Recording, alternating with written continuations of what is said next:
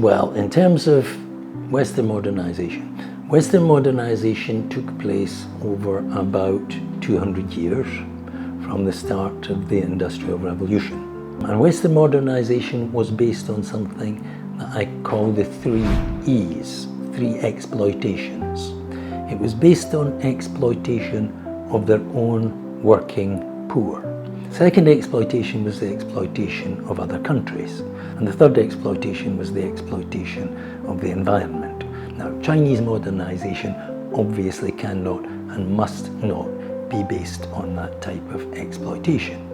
So in terms of the poor, the working poor in China, China has something called people-centered development, the core of which is that the fruits of development should be shared by everybody.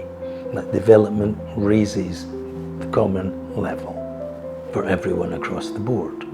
Secondly, in terms of other countries, again, China's modernization clearly cannot be developed on the basis of the kind of colonization that the West engaged in. And China, in fact, adopts the opposite approach. As I mentioned earlier, it's an idea of win-win development, reflected primarily in the Belt and Road Initiative, which sees other developing countries as an opportunity, which sees their development as something that will feed back to China. So that's how China relates with the rest of the world, and President Xi calls it a global community of shared future.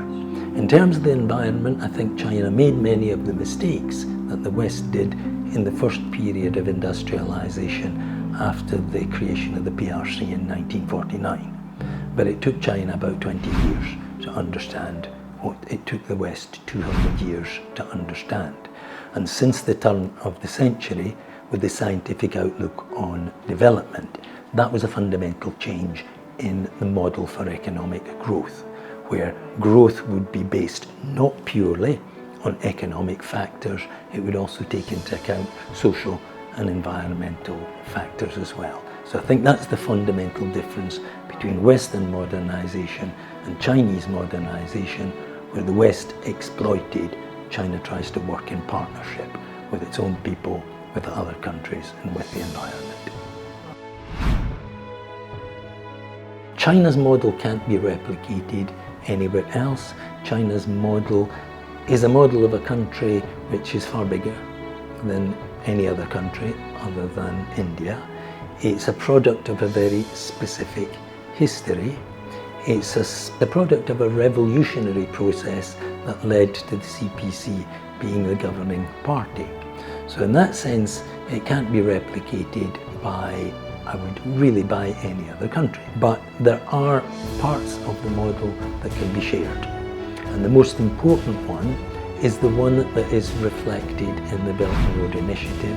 It's the first key to opening the door from poverty to prosperity is infrastructure. Now, China has the best infrastructure in the world, and it has the strongest telecommunications industry in the world. Other countries can apply China's model, particularly in the case of infrastructure. One of the great strengths of China's system is continuity. China's political system lends itself to long-term planning. It works on the basis of cooperation and consultation and consensus. Plans are in place to turn the dreams and the goals into reality. So who knows, maybe China has other great headline-grabbing initiatives in the pipeline. We'll find out about that in due course. I hope I recognize them when they come along, and I hope they're successful.